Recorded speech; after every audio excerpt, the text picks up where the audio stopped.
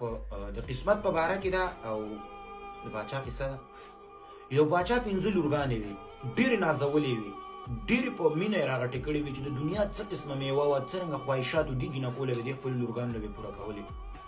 بله ورځ به داسې ناست دی، زړه یې راتنګ شوی دی، ورته ویل چې زما دې لورګانو ته اواز وکړه. وزیر ته یې ویلي، وزیر چې تللی دی لورګانو ته یې ول اواز کړي، ور دیوي ته یې ویلي چې لورې ما خو درته هر څه سیستمات او به چې څه دي په زړه خواهش یې موږ یې پوره کوو، نو تی د چا د قسمته خورې؟ هغه ورته پلاره بېشه ده چې تی راګټې او تی راوړې او چې زموږ څه په زړه ارمان یې خو چې ستا د قسمت یې خورو. نو بلې ته یې ویلي دي هغه ورته چې پلاره خو دا څه ساده خبره کې غواړه چې ستا د قسمته خورو. نو بلې ته یې ویلي یاره بس د اخر 5مې ته یې ویلي، 5مې ورته ویلي چې پلاره چې څه مې په قسمت کې او څه مې خدای پاک په هغه ټایم باندې په نصیب کړي هماغه خورم او هغه د الله تعالی د خپل نه قسمت یې خورم چې الله تعالی را رسوي، که ستا د برکت یې که د بل د برکت یې، خو بس ټول څه چې راکوي هغه خدای را وایي. ښه ویله سر ته قلم که وزیره. وزیر تندي له ټس ورکړی چې ولې پاچا سلامت؟ هغه ورته دا خو داسې مسله کوي. وزیر ډېر هوښیار و، هغه ورته پاچا سلامت ته به دې چلو کړي چې دا جینۍ به دا خپله لور به داسې یو سړي ته واده کړي چې د سهار او ماښام هغه څه نشي ګټلی، دا چې کله په خېټه ناره شو دی د به ستا افسوس او ستا ارمان به ورشي، بیا به پوه شي چې زه د پلار د قسمته خورم. ویاله سر کوه په دې کلي کې ګرځېدلي خو بس یو دانه هلک په ځنګل کې پیدا کړی چې په هغې نه لاس کار کوي نه خپې کار کوي، په دې ځنګل کې پروت خو بس دلې ملا سره هم هغه تعویض ته په نکاح کړې ده، واده ورېده، بس همداسې ورته ورپرېښې ده. به دا جینۍ جاړي په دې ځنګل کې پرته ده، جاړي په دې کې خارو توتي راځي په دې خاک باندې کښېني او بس خپلو کې خبرې کوي، بېرته ځي. دې توتي دې خارو ته ویلي چې دې جینۍ ته وګوره، ځوانه جینۍ ده، دې هلک ته وګوره، دا په څه معنا لري چې داسې جاړي؟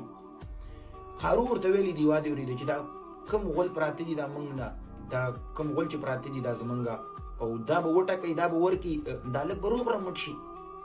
توتي ورته ویلي دي او کومې ونې ته چې دې ډډه والي دي جینۍ د دې لاندې ډېره غټه خزانه ده، د دې د پاسه خامار دی.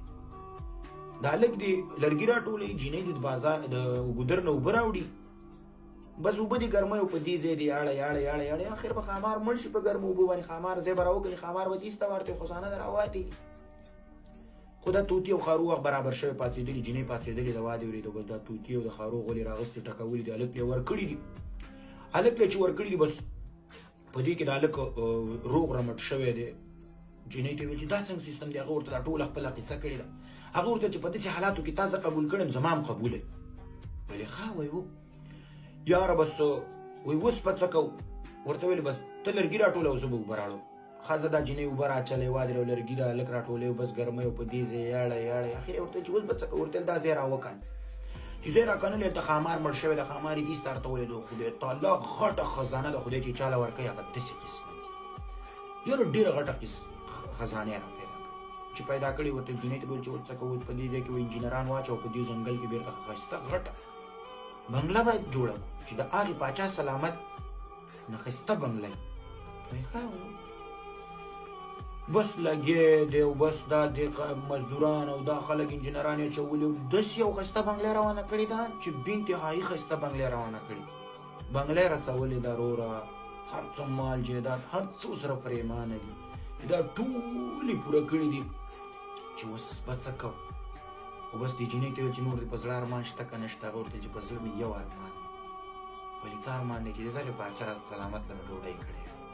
نور خو دوی پوهېدلي چې پلار یې دی. وایي ښه وایي دا څه وړه مسله ده؟ تللي دي وزیر ته یې ویلي چې ستا پاچا سلامت له زمونږ بیګم ورته وایي شی ورته وایي دوی ورته څه ویلې، خو په هغه ټایم کې خو ورته ویلي زما ښځې ولې ډوډۍ کړې ده. وایي ښه تللی پاچا ته چې ویلي پاچا نور هم په برېتو ګوتې کش کړي دي وروره، ښکته او پورته برېت کش کوي را کش کوي چې پلانکي مالداره سړي ښځې ماله ډوډۍ کړي، خو څه وجه به وي که نه زه بیا خوښ شوی یم څه مسله به. خو په دې کوټه کې دوی 2 دروازې کړې وي، یوه هغې کونج کې وه یوه دې کونج کې وه. پاچا سلامت راغلی چې ناست دی واده ورېدي، دا جینۍ چې په دې کوټه ونوځي په دې دروازه وځي یو جوړه جامې واچوي، چې په دې بله دروازه ځي بل جوړه جامې اچوي. پاچا تندي له ټس ورکړی چې دا وګوره دا جینۍ ما باندې کلکه مینه ده او مخ ورته نه ښایي چې دا خو په ما مینه ده، دا ما ته دا جوړې بدلوي دا سیستمات بدلوي، څه خبره خو شته دی حتمني. یاره بس خو داسې ډوډۍ ورته کړي چې یو د مرغۍ پی پکې نشته، نور هر څه ورته مکمل کړي دي. ویل ښه وایي یاره بس لګې دي دا ډوډۍ موډۍ خوري واده ورېدو چې هر څه یې خوړلي دي. پاچا سلامت لور ده اوس دا راغلې ده ورته ناسته ده همداسې ورته کړي دي. پاچا سلامته د چا د قسمت یې خورې مخې ته پټ کړی دی. وایي د چا د قسمته خورې؟